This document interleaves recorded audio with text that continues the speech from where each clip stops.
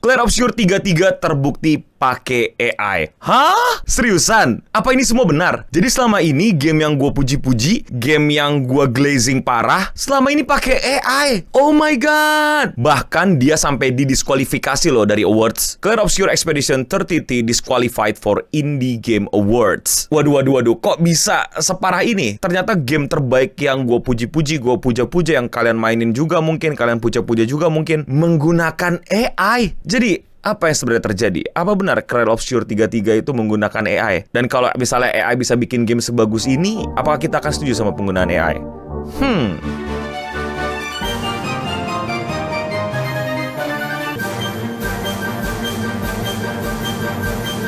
Jadi ini semua berawal dari sebuah tulisan di sebuah berita. Game of the Year winner Clair Obscur Expedition 33 devs reveal they use AI after swapping Game Awards. Jadi sebuah berita menjelaskan bahwa kalau developernya mengakui menggunakan AI setelah Game Awards, setelah The Game Awards TGA, setelah mereka menjadi pemenang dan juga pemborong The Game Awards, ajang paling bergengsi dalam dunia awarding gamean. After Clair Obscur Expedition 33's clean sweep at the Game Awards, it seemed as tough the breakout game's biggest controversy was destined to be the overwhelming popularity. However, following recent backlash surrounding comment from Clair Obscur producer Francois Meuse, that may no longer be the case. According to Meuse, the Clair Obscur Expedition 33 utilized AI in the development of 2025 Game of the Year, igniting furious debate across the internet regarding what this mean for the future of video games. Well, sebenarnya paling awalnya banget itu dari salah satu wawancara, dan habis itu wawancaranya rame di Twitter, dan habis itu berita-berita juga muncul dan mengangkat nama Clair Obscur, Game of the Year, dan AI. Sebuah tiga kata yang kontradiktif banget, yang jadi kayak semacam menarik perhatian banyak orang untuk bener-bener bisa panas dan memicu perdebatan yang cukup menarik kalau menurut gua. Kenapa menarik? Karena akhir-akhir ini banyak yang suka, banyak yang mengapresiasi tentang kemenangan Expedition 33, plus bagaimana mereka nge-swap alias ngeborong award di The Game Award. Itu juga menimbulkan banyak kebencian, banyak orang mulai merasa risih dan jengah gitu, kayak fatigue kalau bahasa sono tuh, kayak bosen anjing gitu loh, kayak karena terlalu populer, karena terlalu achieve banget, karena terlalu menang banyak jadi nyebelin. Ada juga yang nyebelin karena dia memenangkan kategori-kategori yang harusnya dia nggak menangin, kayak RPG. Gue setuju banget, gue pribadi juga milihnya adalah KCD2 untuk RPG, tapi yang menang Clair Obscur. Jadi clear ya, gue nggak ngedukung Expedition 33 buat menang RPG. Ada nominasi lain yang gue suka, KCD2, gue juga mainin KCD2 sampai tamat di live streaming dan kalian nontonin. Buat gue pribadi, lebih RPG KCD2. Dan akhirnya, bibit-bibit kemarahan itu pun akhirnya meledak dan kayak mendapatkan bensin panas yang emang tepat waktu dan tepat sasaran gitu tentang AI ini. Nah, di Twitter, di Instagram, di timeline kalian lah, pasti kalian udah menemuin lah tentang status-status atau tweet-tweet atau semacam narasi-narasi atau esai mengenai kacaunya Expedition 33 pakai AI. Ada yang mungkin nggak esai tapi cuman kalimat nyebelin, ada yang bilang kayak wah Game of the Year kok AI gitu, ada yang pakai bahasa Inggris, bahasa Indonesia dan lain-lain. Intinya banyak orang langsung melihat ini sebagai sebuah kejahatan atau sebuah dosa dan mungkin juga sebuah kekecewaan. Gua pun pas baca awal-awal langsung kayak, hah, yang bener aja masa pakai AI? Jadi pakai AI apa enggak nih? Dan kebetulan gua orangnya kepoan dan punya semacam prinsip skeptis yang cukup besar gitu. Dan gue coba gali dan akhirnya gue menemukan sebuah realita lain. Kita semua adalah korban diskusi yang tidak sehat terhadap AI itu sendiri. Jadi jawabannya pakai AI apa enggak? Iya, tapi ini dari artikel lain yang ngebahas dan berusaha untuk membongkar debat panas ini di internet. Apakah Clair Obscur 33 itu beneran pakai AI apa enggak? Following the publication of this article, Sandfall Interactive wishes to provide the following clarification. Jadi ada berita yang ngomongin mengenai dia pakai AI dan Sandfall alias yang buat Clair Obscur punya statement. The studio states that it was in contact with LPs on April 25, 3 months prior to this publication. During this exchange, Sandfall Interactive indicate that it has used a limited number of pre-existing assets, notably 3D assets sourced from the Unreal Engine marketplace. None of these assets were created using artificial intelligence. Sandfall Interactive further clarifies that there are no generative AI-created assets in the game. When the first AI tool became available in 2022, some members of the team briefly experimented with them to generate temporary placeholder textures. Upon release, instead of placeholder textures were removed within 5 days to be replaced with the correct texture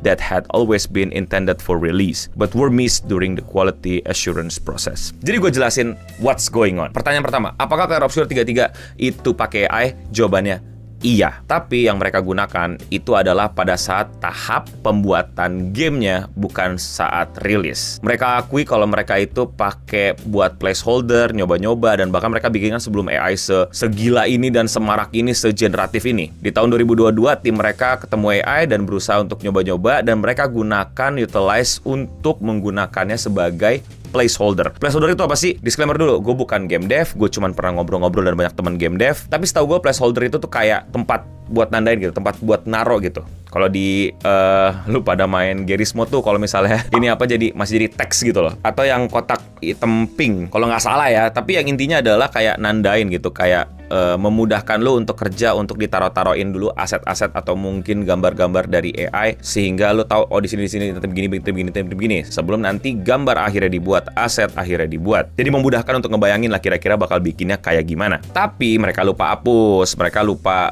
delete dan ditemuin sama orang, nah bisa mereka patch, mereka delete. Tapi apakah itu menjadi produk akhir game? Enggak. Menurut mereka yang kita nikmatin, yang kita mainin, yang menang Game of the Year adalah ya produk akhirnya yang udah nggak pakai AI lagi. Cuman ada asetnya lupa dihapus. Dan kalau dihapus pun nggak mempengaruhi game. Cuman kalau mau kobok-kobok ketemu lah. Gue kira-kira gitu pemahaman gue. Apakah boleh pre-production pakai AI? Gue akan jelasin dari perspektif pengalaman gue sebagai orang yang bikin, gue nggak mau bilang film ya. Intinya visual lah, visual, audio-visual, video-video lah. Pertama-tama ini mesti dibedain dulu mana AI yang nggak ethics, mana AI yang kayaknya masih boleh. Ini udah gue jelasin panjang di berbagai macam video gue mengenai AI gitu. Lebih kepada etiknya ini, AI dapat data dari mana, bikinnya buat apa, apakah dipakai buat bikin game secara keseluruhan, jadi kayak lu suruh ChatGPT coba buatin game ya terus lu jual ke Steam dan lain-lain, itu yang beli mah goblok banget. Nah berikutnya ada juga AI yang memang udah ada di software gitu. Kalau lu handphone lo itu isi banyak AI, cuman nggak yang generate AI gitu loh, kayak ngebantuin lu nyari fokus, ngebantuin lu kalau align garis dan lain-lain, itu semua AI. Berikutnya adalah bagaimana mereka menggunakan AI tersebut untuk apa, untuk produk akhir apa enggak. Nah mereka itu kalau di film, di bayangan gue itu tuh kayak bikin mood board gitu. Tahu mood board gak sih? Gue nggak tahu sekarang etikanya gimana, tapi sepengalaman gue terakhir kerja bareng orang, kalau di film-film tuh ada istilah mood board. Jadi kayak semacam gambaran ke tim, kira-kira mau bikin kayak gimana, entah warnanya, entah feel-nya, entah shot-nya dan lain-lain. Dulu sebelum ada AI, mereka itu ngambilnya dari film-film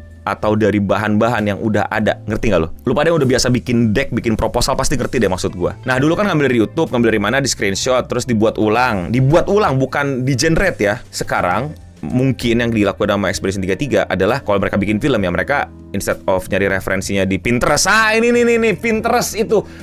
Itu kata yang dari tadi gue pengen cari di kepala gue. Lu tau gak sih ngumpul-ngumpulin gambar, idea, mood board, bahkan itu biasanya ngumpul dari Pinterest gitu kan. Nah instead of pakai Pinterest, mereka pakai AI tersebut.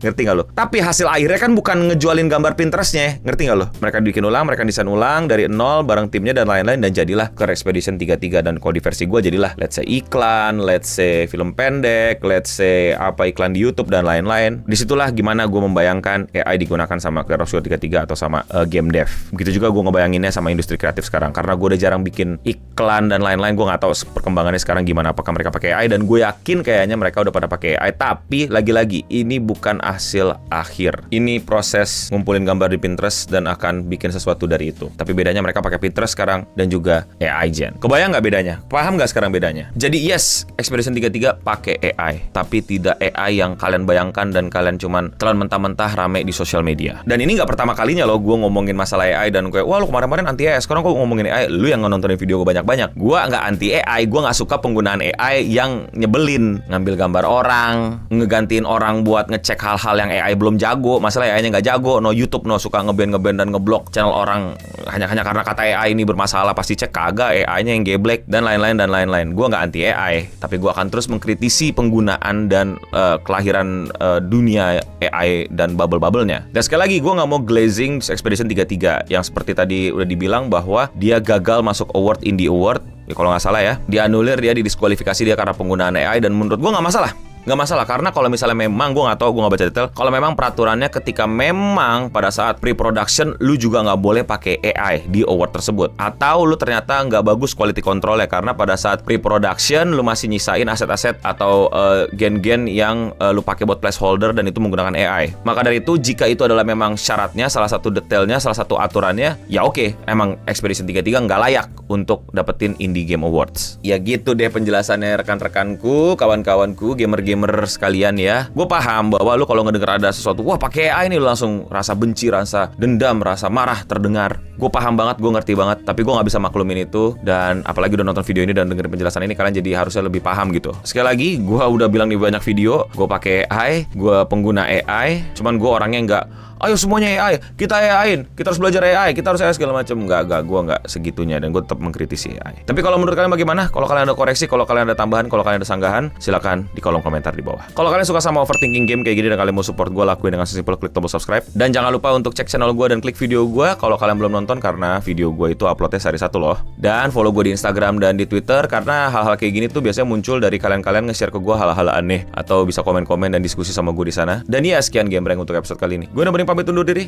Dan untuk kita semua, for those who come after, ding ding da da da ding ding da da da ding.